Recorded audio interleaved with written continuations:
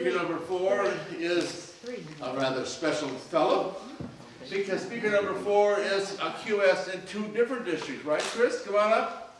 Aren't you QS in District 100 and a QS in, by the way, if there's anyone from District 100, I guess they have unofficially made distinguished, so congratulations. There's 10 members or something, but I guess they're coming in. Okay, speaker number 4.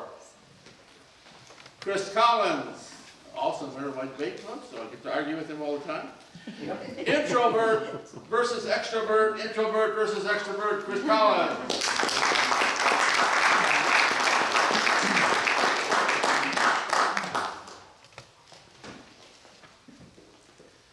By a show of hands, raise your hand if you're an extrovert.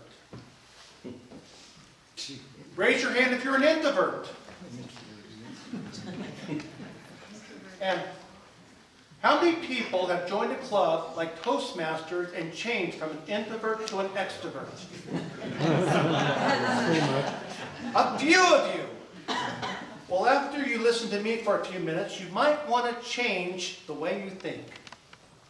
Because introvert or extrovert is part of your DNA. You cannot change your DNA. A lot of people mix up the term shyness with introvert or extrovert. I'm not shy no more, so now I'm an extrovert. Well, that's not really true.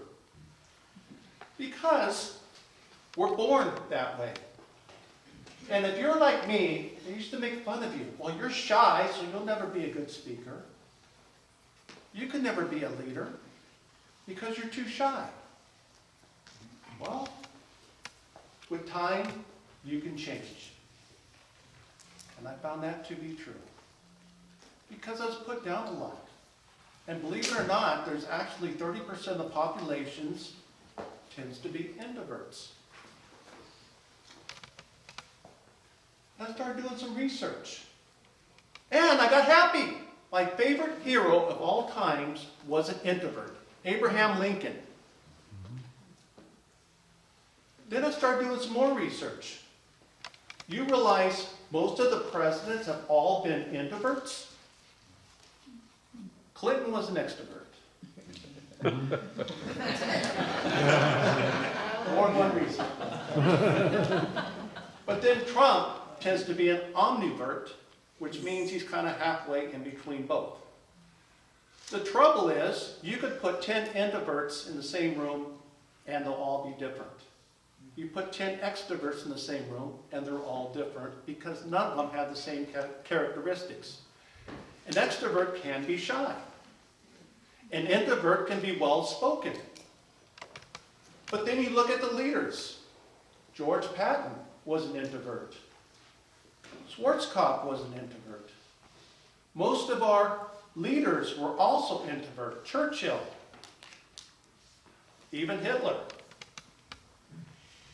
So why is there a big difference? And if you think about it, it's not so much the way you act, it's the way you react. An introvert will not speak unless he has something to say. An extrovert likes to speak off the cuff. They just like to get up there and speak. They want to be the center of the party. But I found the biggest difference, especially being a teacher, the first week I'm lecturing like 25 hours. I want to go home and just read a book. Get away from people. I need to recharge my battery. Whereas an extrovert, let's go party. Let's have fun. It's like, no. You want to come out and party? No. I want to go home and rest. Relax. It's kind of like teaching. I think most teachers tend to be introverts because we're all excited Monday and the kids going, oh God, Monday.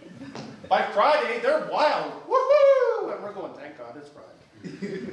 We're worn out. Middle Wednesday, we tend to match a little bit. But the big thing between introverts and extroverts is you put an extrovert in a room alone, he starts losing energy. Whereas an introvert feels more lively. And you think about it, when you're dead tired and you've given everything, what do you do to recharge your battery? Do you want to be around people?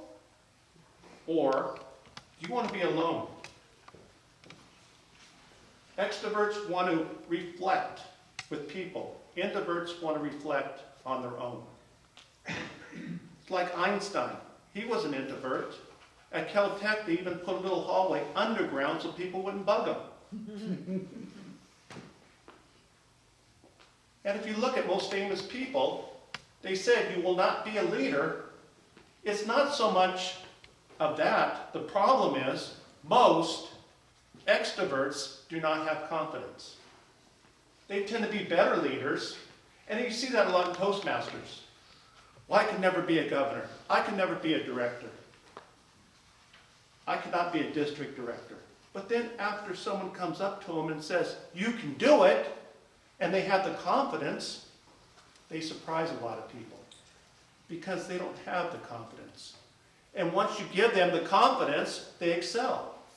And that's the big issue we need, because if you have an introvert in your club, they need the encouragement. They need the help. But they're the biggest people you see that will blossom because now they have the confidence. And that's a big problem we have.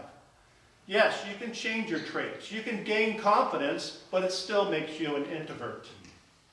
And think of it this way. When you are exhausted, where do you go? An introvert, if you put him at a party, even though he's enjoying it and having a great time, internally he's exhausted.